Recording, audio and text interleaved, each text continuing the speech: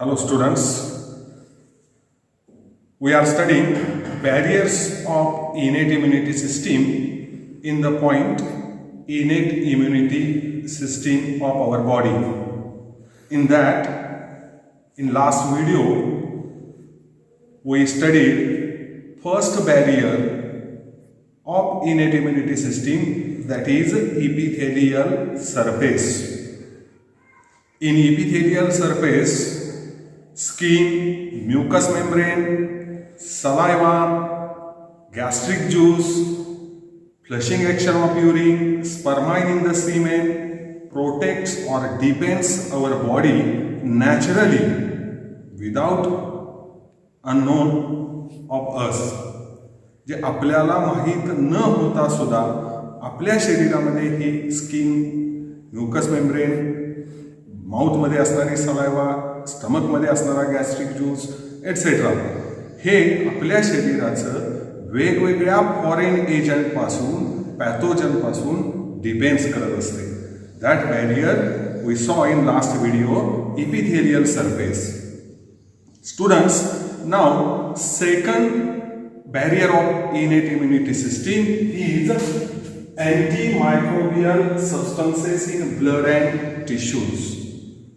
Antimicrobial means the substances which are against microbes, which are against pathogens. Pathogen विरुद्ध लढणारे काही substances जे आपल्या blood मध्ये आहेत आणि टिश्यूज मध्ये आहेत. These antimicrobial substances defends our bodies from microbes or pathogens. आठवते का बघा, सर्क्युलेशन टॉपिकमध्ये आपण ब्लड कंपोजिशन बघितलेलं होतं, म्हणजे आपल्या ब्लडमध्ये काय काय आहे त्याचाच एक भाग. असे काही अँटीमायक्रोबियल सबस्टन्सेस आपल्या ब्लडमध्ये आहेत की जे आपल्या शरीराचं प्रोटेक्शन या पॅथोजनपासून, मायक्रो ऑर्गॅनिझमपासून करत असतात. Now see how some cells of the body, आपल्या शरीराच्या काही सेल्स, काही पेशी, when infected with the virus, they release one protein. That protein is called interferons, glycoprotein. अशा काही सेल आपल्या शरीरामध्ये असतात ज्या वेळेला त्या सेल व्हायरसनं इन्फेक्ट होतात. व्हायरसचं इन्फेक्शन त्या सेलना होतं. That some certain kinds of cells release a chemical, a protein, actually soluble protein, glycoprotein called interferons. म्हणजे अशा काही या आपल्या शरीरामध्ये विशिष्ट असणाऱ्या सेल व्हायरसने इन्फेक्ट होतात, त्यावेळेला ते एक सबस्टन्स रिलीज करतात. त्या सबस्टन्सला इंटरफेरॉन्स असं म्हणतात, which is a soluble protein और it is called a glycoprotein. Kind of cytokinin. Interferons are kind of cytokinin. These interferons, हे जे इंटरफिरॉन्स आहे, म्हणजे अशा काही विशिष्ट सेल ज्या वेळेला इन्फेक्ट होतात व्हायरसनं त्यावेळेला इंटरफिरॉन तिथं रिलीज होतो. हा interferon and some WBCs, interferons and some WBCs make surrounding cells to resist that viral infection. See, these interferons and some kind of WBCs make surrounding cells resistant to viral infection. ज्या वेळेला हे इंटरफिरॉन release होतं त्या विशिष्ट सेलकडून, त्या इंटरफिरॉन बरोबरच आपल्या आपल्या ब्लडमध्ये असणाऱ्या काही WBCs, आपण टाइप्स ऑफ WBCs सर्क्युलेशनमध्ये बघितलेल्या आहे, ग्रॅन्युलोसाइट आणि अग्रॅन्युलोसाइट. त्यातल्या काही WBCs या आपल्या शेजारच्या असणाऱ्या, त्या टिश्यूमध्ये असणाऱ्या शेजारच्या सेलना त्या व्हायरस विरुद्ध लढण्यास मदत करतात किंवा make resistance to them against viral infection. How interferons and WBCs defends or protect our body from these pathogens or microorganisms. हे पहिली गोष्ट झाली, म्हणजे इंटरफिरॉन आणि WBCs या आपल्या बॉडीचं प्रोटेक्शन डिफेन्स करत असतात. Another system is there called complement system. Complement system is also called a complement cascade. Complement system which is present in our body is also called a complement cascade. This complement cascade is the part of our immunity system. आपल्या immunity सिस्टीमचा एक सहाय्यकारी सहाय्यकारी घटक आहे, त्याला complement system किंवा complement cascade असं म्हणतात. This complement cascade is enhance ability of antibodies against antigen. म्हणजे जो अँटीजीन, जो पॅथोजन आतमध्ये आलेला आहे त्याला मारण्यासाठी ज्या अँटीबॉडी लागतात त्या एनहान्स करणं, त्यांना प्रवृत्त करण्याचं काम हा कॉम्प्लिमेंट कॅस्केड करत असतो. This complement cascade contains more than 30 serum proteins in the blood. या कॉम्प्लिमेंट कॅस्केडमध्ये 30 पेक्षा जास्त हे प्रोटीन्स असतात. आपण ब्लड कंपोजिशन मध्ये बघितलेलं होतं, ब्लड कंटेन्स सम प्रोटीन्स. अशा या कॉम्प्लिमेंट कॅस्केडमध्ये 30 पेक्षा जास्त काही प्रोटीन्स असतात, सिरम प्रोटीन्स असतात. जे सिरम प्रोटीन्स इनएक्टिव्ह स्टेटमध्ये असतात, सुप्तावस्थेत असतात, काम करत नाही. But Wien any microbes enter into the blood, पण ज्या वेळेला एखादा पॅथोजन, एखादा मायक्रो ऑर्गॅनिझम आपल्या ब्लड मध्ये प्रवेश करतो त्यावेळेला मात्र this complement cascade becomes active, which contains more than 30 serum proteins. This complement cascade only becomes active by the entering of pathogen or microorganism, and this complement cascade eliminate those microorganisms or pathogens. ज्या वेळेला हे अँटीजीन किंवा pathogen micro organism blood मध्ये enter करतात त्यावेळेलाच तो complement cascade active होतो आणि त्यांना, त्या मायक्रोब्सना, त्या पॅथोजनना इलिमिनेट किंवा डिस्ट्रॉय, किल करण्याचं काम करतो. In this way these antimicrobes or antimicrobial substances which are present in the blood and also in tissues defends our body naturally from pathogens or microorganisms. In that, who functions? Interferons, some kinds of WBCs, and complement cascade which contains more than 30 serum proteins. They act as a antimicrobial substances in blood and tissues to defend our body. Now, third barrier of innate immunity system is about the cells. काही cells, काही पेशी आपल्या शरीरामध्ये ज्या रोगप्रतिकारक शक्तीचं काम करतात किंवा डिफेन्स आपली बॉडी करतात. It is called a cellular factors. It includes phagocytic cells.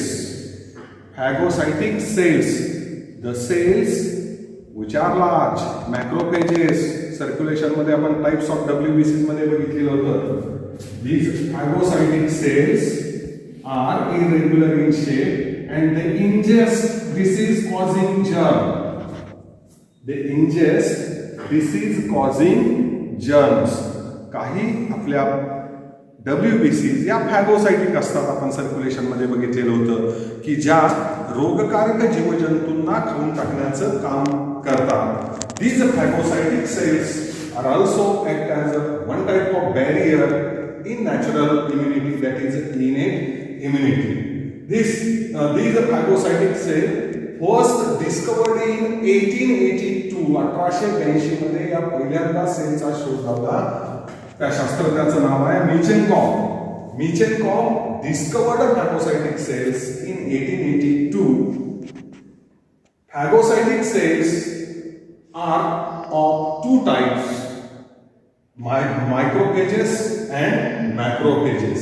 म्हणजे ज्या सगळ्यात मोठ्या आहेत त्याला मॅक्रो फेजेस असं म्हणायचं आणि त्याच्यापेक्षा छोट्या आहेत त्यांना काय म्हणायचं मायक्रोफेजेस.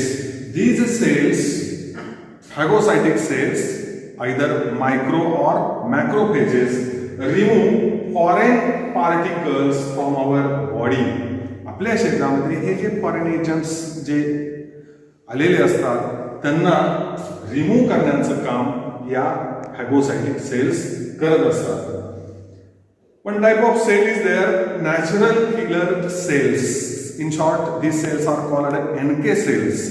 Students, या सेल बद्दल आपण पुढच्या भागामध्ये बघणार आहोत. सेल्स ऑफ इम्युनिटी सिस्टीम मध्ये how natural killer cells are important in our body और हाऊ दे फंक्शन्स और how these cells depends our body हे आपण पुढच्या भागामध्ये बघणार आहोत. Natural killer cells are non specific. आठवते का बघा, इनेट इम्युनिटीज ही ऍक्च्युली काय आहे, नॉन स्पेसिफिक इम्युनिटी आहे. पहिल्या व्हिडिओमध्ये आपण बोललेलो होतो innate immunity is called a non specific immunity because it functions without knowing the type of pathogens. कुठला पॅथोजन आहे ही बघत नाही. Either it is a fungi, either it is a bacteria, either it is a virus, rickettsia, helminthi et cetera. म्हणून innate इम्युनिटीला काय म्हणतात, non specific immunity. Like that these are natural killer cells. NK cells are also non-specific. Important non-specific depends against viral infection and also tumor cells. The cells which are formed in our body, tumor forming cells.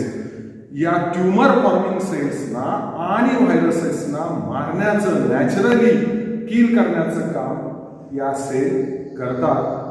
त्याला natural killer cells असं म्हणतात. आताच मी सांगितलं की आपण पुढच्या भागामध्ये त्याच्याविषयी डिटेल बघणार आहोत. Natural killer cells are also very important, non specific, depends against viral infection and depends. In this way these cells, phagocytic cells and natural killer cells, protect or defends our body from the pathogens or microorganisms. This is third barrier of innate immunity system, cellular factor. Now last two barriers are in that first, fever. Students, now next barrier of innate immunity system is fever. Increase in body temperature, ज्याला आपण मराठीमध्ये ताप येणं असं म्हणतो. Increase in the body temperature after any infection.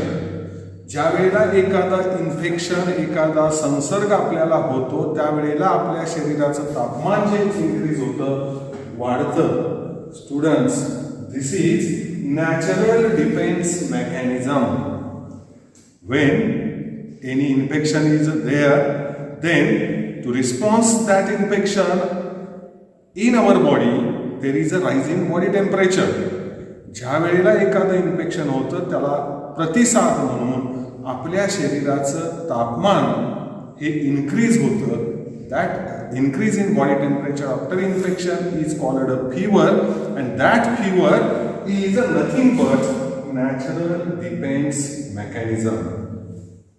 नैसर्गिकरित्या आपलं शरीर हे त्या इन्फेक्शनला जे प्रतिसाद देत असतं ते या फिवरच्या स्वरूपामध्ये देत असतं. म्हणजे नैसर्गिकरित्या आपलं शरीर हे त्या इन्फेक्शनला काय करत असतं, डिफेन्स करत असतं, रेजिस्ट करत असतं. This fever accelerate the physiological process of our body. ज्या वेळेला हे बॉडी टेम्परेचर इन्क्रीज होतं, ज्या वेळेला हे शरीराचं तापमान वाढतं, त्यावेळेला आपल्या शरीरामध्ये ज्या काही वेगवेगळ्या फिजिओलॉजिकल प्रोसेसेस असतात, the physiological processes which are taking place in our body, their rate becomes more and more accelerated, which helps to destroy these pathogens or infection. ज्या पॅथोजनमुळे ते इन्फेक्शन झालेलं आहे त्या पॅथोजनला डिस्ट्रॉय करण्याचं काम या फिजिओलॉजिकल प्रोसेसेस करतात की ज्यांचा रेट पुन्हा ऍक्सेलरेट झाला तर या fever. This is importance of one of the importance of fever. It accelerates the physiological process of body and destroy the pathogen. One more importance of fever is there. Fever stimulates the production of interferons. Just we saw in second barrier antimicrobial substances, when certain kinds of cells infected with virus, they release interferons. These interferons here also increases their production due to fever which resists the viral infection. जसं काही सेलला व्हायरसचं infection झाल्यानंतर त्या interferon release करतात, त्याच पद्धतीनं when there is a rise in body temperature, when there is a fever in body, then that fever increase the production of interferons naturally which resist that viral infection. आणि इंटरफिरॉन त्या ठिकाणी वाढल्यानंतर आपोआप काय होतं, व्हायरसचं त्या ठिकाणी इन्फेक्शन हे कमी केलं जातं, ते व्हायरस तो पॅथोजन हा डिस्ट्रॉय केला जातो. दिस is fever, one type of barriers of innate immunity system. Students, now last barrier of innate immunity system is acute phase proteins, APPs. APPs, acute phase proteins. What are acute phase proteins? काय आहेत हे? See here. Infection on injury. एखाद्या जखमेवरती ज्या वेळेला infection होतं, infection on injury leads to sudden increase in some plasma proteins. ज्या वेळेला इंजुरीला infection होतं त्यावेळेला त्याला तात्काळ प्रतिसाद म्हणून आपल्या शरीरामध्ये काही प्लाझ्मा प्रोटीन्स तयार होतात. There is a formation of some plasma proteins. All these plasma proteins are collectively called acute phase proteins. What are acute phase proteins? What is its definition? Infection on injury leads to sudden increase in some plasma proteins, collectively called acute phase proteins. These acute phase proteins enhance वाढवतात host resistance. म्हणजे त्या होस्टचा इन्फेक्शनच्या विरुद्ध against infection defence किंवा resistance increase करण्याचं काम हे प्लाझ्मा प्रोटीन्स म्हणजेच acute phase प्रोटीन्स करतात. आणि काय करतात ते? Promote repair of inflammatory lesions. Inflammatory जी सूज आलेली असते, इन्फ्लामेशन झालेलं असतं, त्याचं रिपेअरिंग, ते दुरुस्त करण्याचं काम हे acute phase proteins करतात. What is the role of acute phase proteins in our body? First role, APPs enhance host resistance. होस्टचा रेजिस्टन्स वाढवण्याचं काम करतात, जेणेकरून काय होतं, विच प्रिव्हेंट टिश्यू इंजुरी. परत लगतच्या टिश्यूला इंजुरी होऊ न देण्याचं काम हे plasma protein, acute phase plasma proteins करतात. त्याचबरोबर another role of acute phase protein is these proteins promote वाढवतात रिपेअर ऑफ इन्फ्लामेटरी लेशन्स. म्हणजे ते इन्फ्लामेशन जी सूज आलेली आहे, ते जे लेशन्स आहेत ते रिपेअर करणं, ते कमी करणं, ते दुरुस्त करणं, हे काम सुद्धा हे एप्स किंवा अक्यूट फेज प्रोटीन्स करत असतात. Students, these are barriers of innate immunity system, natural immunity system, inborn immunity system. He natural आहे, इनबॉर्न आहे, आपल्या आई वडिलांच्याकडून आपल्याकडे आलेली आहे. आणि या बॅरियरच्या साह्याने, पहिला बॅरियर आपण बघितला इपिथेलियल सरफेस, दुसरा बघितला anti microbial substances in blood and tissues, तिसरा बघितला सेल्युलर फॅक्टर्स, चौथा बघितला फिवर आणि आता शेवटचा बघितला अक्यूट फेज प्रोटीन्स. या पाचही अडथळ्याच्या साह्यानं, या पाचही बॅरियरच्या साह्यानं नैसर्गिकरित्या नॅचरली ही इम्युनिटी आपल्या शरीराचं रक्षण, आपल्या शरीराचं डिफेन्स हे फॉरेन एजंट्सकडून करत असते. म्हणजे एखादा फॉरेन एजंट्स आपल्या शरीरामध्ये आला तर त्याला नैसर्गिकरित्या मारण्याचं काम या बॅरियरच्या साह्यानं आपलं शरीर करत असतं. मित्रांनो, तरी पण आपण आजारी पडतो. हे सगळं होऊन नैसर्गिकरित्या ही आपली रोगप्रतिकारक शक्ती काम करत असताना सुद्धा आपण त्या ठिकाणी आजारी पडतो. हे असं का होतं आणि त्याच्यावरती उपाय काय, हे आपण दुसऱ्या टाईपमध्ये इम्युनिटी सिस्टीमचा जो सेकंड टाईप आहे, एक्वायर्ड इम्युनिटी, या भागामध्ये बघणार आहोत.